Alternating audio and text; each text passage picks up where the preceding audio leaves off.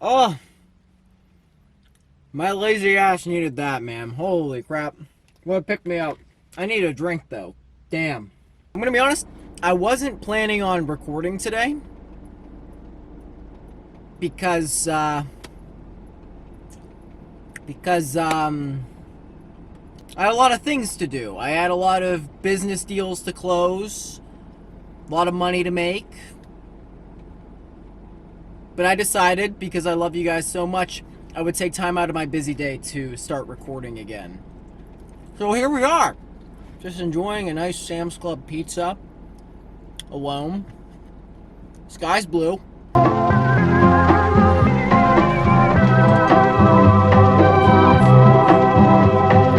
Since I'm in such a giving mood today, I figured I'd come into work on my day off and feed the needy.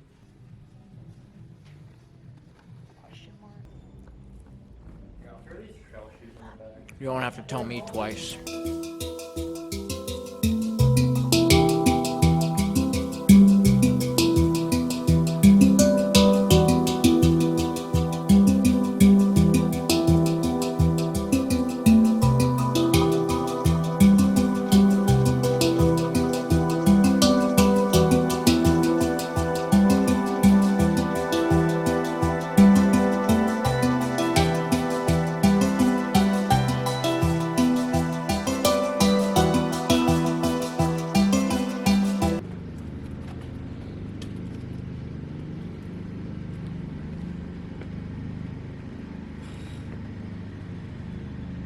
Just now looking at my phone, when did I drop it?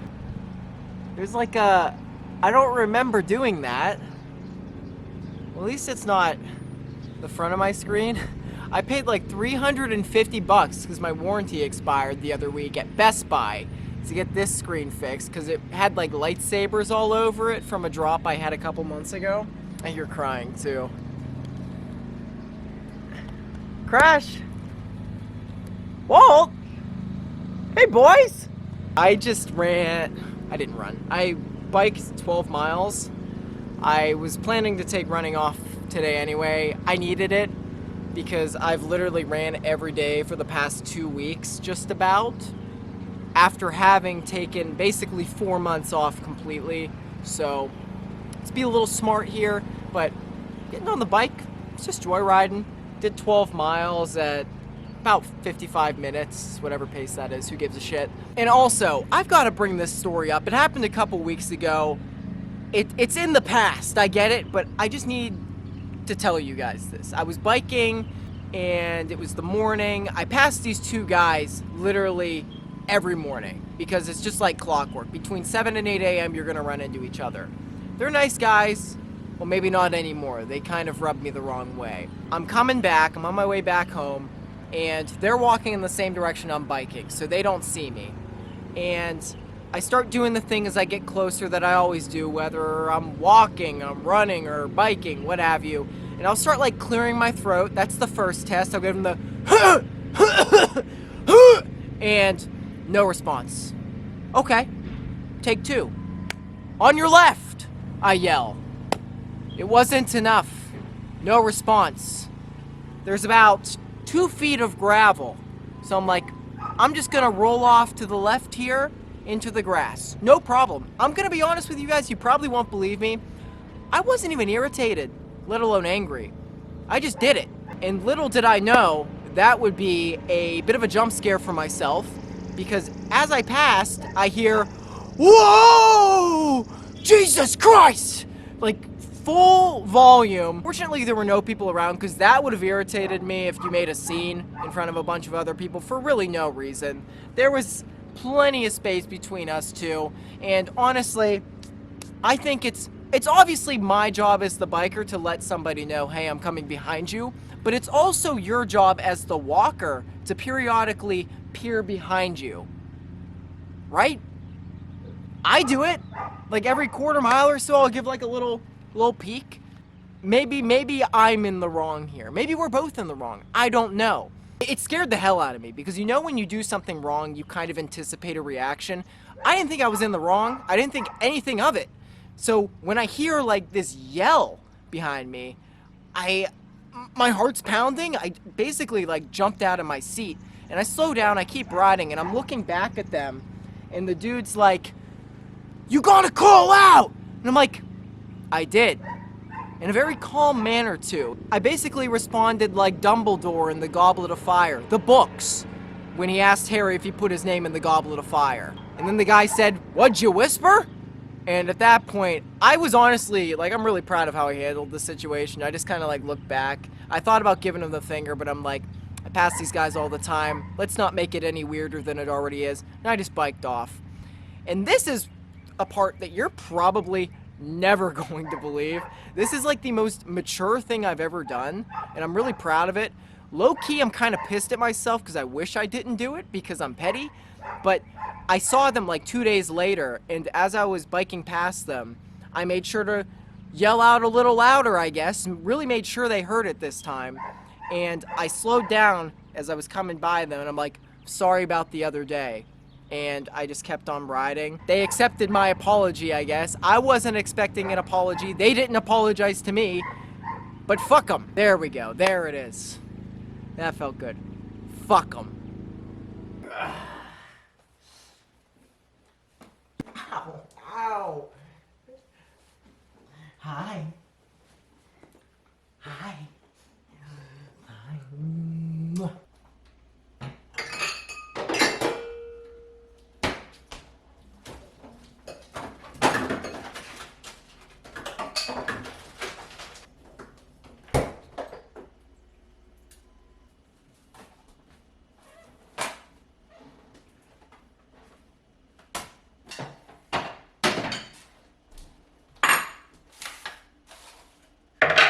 You want to add a little zinger in your life?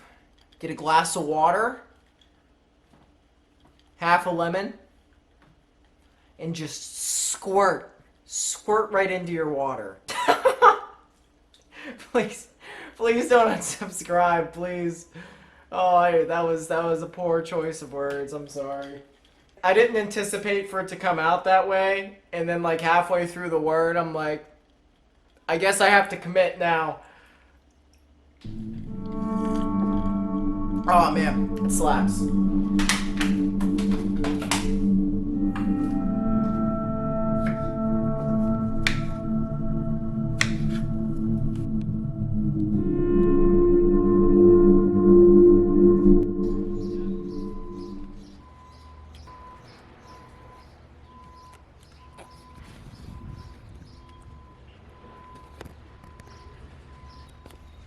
So handsome, just like his dad. I feel like a Roman emperor 2,000 years ago just overlooking his kingdom.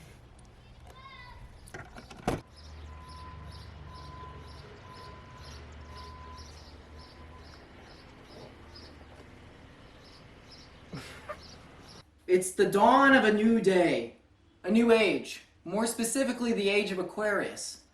And as an Aquarius myself, it's my destiny to lean into this moment. Because if I don't, I will never fulfill my destiny. I'm sorry to all you Cancers, you Libras, you Copernicuses, Sagittarius. I know my zodiac signs. This is actually a podcast I listened to years ago, but the gist of it, the quote that I took from it, has stayed with me for a while, and it's only been up until recently that I began to sort of ponder it once more.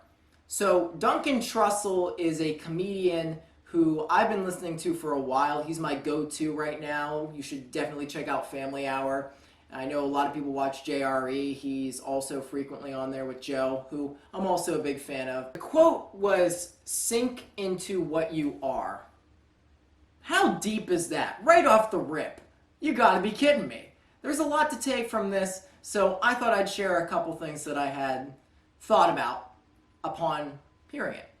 I feel like I didn't get the hype gene, I didn't get the social gene, but because I didn't have much of a social life just in general throughout my life, I spend the vast majority of my life in isolation. And I'm okay with it, by the way. I'm not trying to make a sob story out of it. No, it's nothing like that. Actually, I think it's worked to my advantage because I don't really know what's cool. I don't really know how to fit in with the cool kids. I never have. And spending so much time alone, I gravitated towards things that were more genuine to me. Things that I really knew I liked. Things that I just know I wasn't doing for the sake of getting in with those groups, right? I know I do it. I'm not gonna act like I'm like some hot shot, authentic, genuine primate. Why'd I use that word? I know a lot of people, they'll just they just want to fit in, and that's normal. But it comes at a cost, right? You're not being genuine to yourself. You're not doing what you want to do. And it can be so confusing too, because I'm sure there's things now. I've caught a few things that I've just done for the sake of others. Things that I thought I actually liked, but it turns out I tricked myself into thinking I wanted to do these things for myself because I liked them, but that wasn't the case. I wanted people to see that I was doing these things, right? And how many people just walk around like their shit doesn't stink? They've got it all figured out, and they're so real, and this is what drives me up a wall. Because me, I'm not an intelligent person. If anything, I'm pretty average. I don't think very highly of myself intellectually. So if I can look at you and say, you're full of shit, I don't buy that. You're putting up a facade that you're wearing a mask, motherfucker, and it ain't Halloween. You surely can look through me and be like, yeah, that dude's got some issues. I look back at the last, I say, year and a half, and I wonder where it just went wrong. Why did I start to make a long story short, I feel like I had a bit of a mental breakdown, and I'm beginning to wonder if that was a result of me diving a little bit deeper, sitting more in silence away from my phone and just kind of thinking to myself. That's why journaling's been really good, meditating, and just kind of thinking like, is this really what I want? Like, is this really what I want to do? Maybe this was happening because I unknowingly was diving so deep into my subconscious that I was breaking myself down. The mask was no longer on, and all of that anger, that sadness, that frustration, maybe some glimmers of happiness, there wasn't a lot of it. That was me coming to light. And that happiness, if I continue down this path, there will be a lot more of it in the future. This is such a stupid cliche, but you gotta go through hell to get to heaven. If you want to get to paradise, you gotta fucking live in hell for a bit. And I know working out is a big thing we do. I love working out, but me personally, for the longest time, I was running thousands of miles, for instance, and I was making no progress anywhere else in my life. In fact, I was going backwards. And the truth of the matter is, things like that, they're just surface level fixes to all of this. It's not lasting. I mean, how often, like, let's say you're going through a really rough time, maybe you're depressed, you work out, you have a really nice session in the gym, maybe you ran a nice hard run, a couple hours later, and you're back to the same headspace. I know that happened to me. Hell, I was back in the same headspace a couple minutes later. I'd take my shower and be like, oh, fuck. There was another quote he said, and I love this.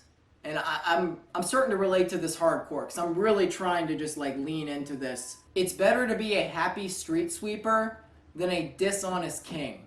And for the longest time, I tried so hard to paint a perfect picture about myself. I look back to college especially, man, dude, it's not like I was a fraud, but I definitely exaggerated myself to other people. I probably exuded a lot more confidence than I really had. I definitely tried to portray it that way. And it just wasn't it, man. Oh my god, dude, I cringe so hard at how I used to be, how I still am, but I'm working on it.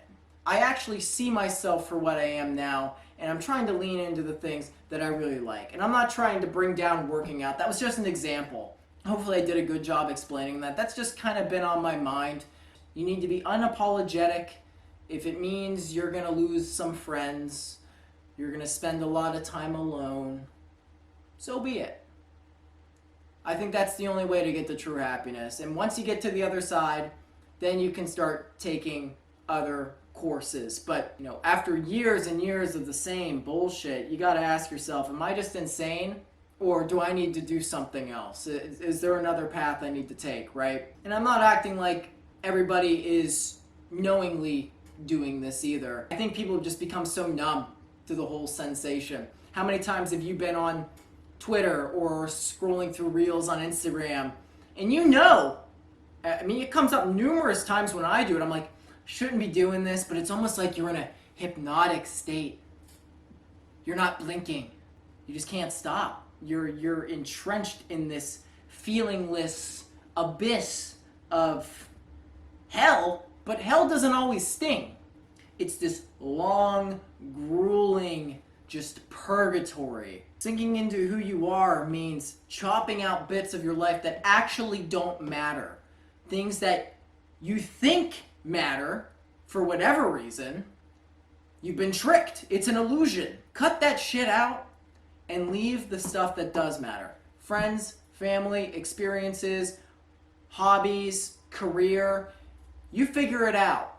You figure out how you want your body to look. You figure out what clothes you want to wear. You figure out how you want to decorate your house, what foods you want to eat, who you want to hang around with, who you need to cut off, and just go with it. Stop doing things just because you think other people want you to do it. Who gives a shit? I came up with this idea a long time ago. I was in a philosophy class, and you ever think, when somebody, let's say you're making a speech in a class, and you say something really just stupid, and everyone starts laughing, what do people do, maybe if it's just for a split second before that, what do they do before they laugh at you? They look around the room to make sure, they glance to make sure it's okay to laugh. Everyone cares more about themselves than they do your shit. And do you know what? I'm gonna continue to listen to Enya, and I don't care what anybody thinks.